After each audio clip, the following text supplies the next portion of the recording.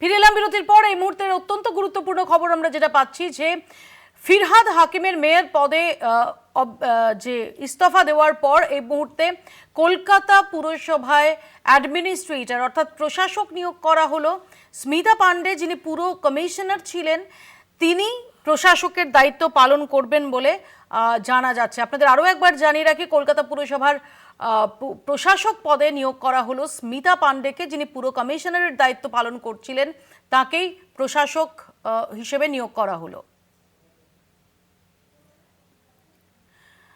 আমাদের প্রতিনিধি দুর্গা দাস বন্দ্যোপাধ্যায় টেলিফোন লাইনে রয়েছেন। দুর্গা, দেখো, একটা বিষয় খুব পরিষ্কার যে রাজ্যে পালাবদলের পর বিজেপি নেতৃত্বাধীন রাজ্যে যখন সরকার গঠিত হয় এবং তারপর যখন শুভেন্দু অধিকারী মুখ্যমন্ত্রী পদে বসেন, তখন থেকেই দেখা যাচ্ছে একটা ট্রেন্ড চলছিল শুধুমাত্র রাজ্য সরকারের অন্দরে বিরোধী রাজনৈতিক দলের অবস্থান নয়, বিকল্প পাশাপাশি আমরা এটাও দেখছিলাম যে কলকাতা পুরসভার অন্দরেও একটা টালমাটাল পরিস্থিতি তৈরি হয়েছিল।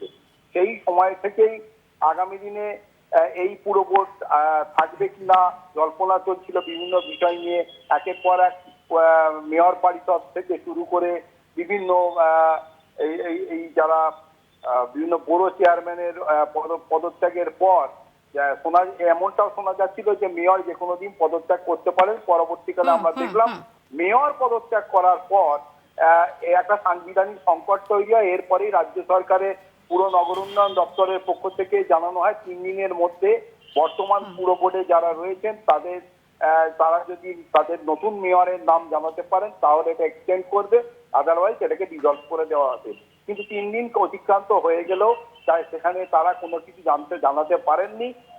ফলে এই রাজ্য সরকারের পক্ষ থেকে জারি করা যে সার্কুলার অনুযায়ী আজকে থেকে কিন্তু পুরো প্রশাসক হিসাবে আনুষ্ঠানিকভাবে পুরো প্রশাসক হিসাবে স্মিতা পান্ডের হাতেই সমস্ত ক্ষমতা তুলে দেওয়া হলো। দুর্গা দাস, ধন্যবাদ। দুর্গা দাস বন্দ্যোপাধ্যায় আমাদের সঙ্গে এতক্ষণ টেলিফোন লাইনে ছিলেন।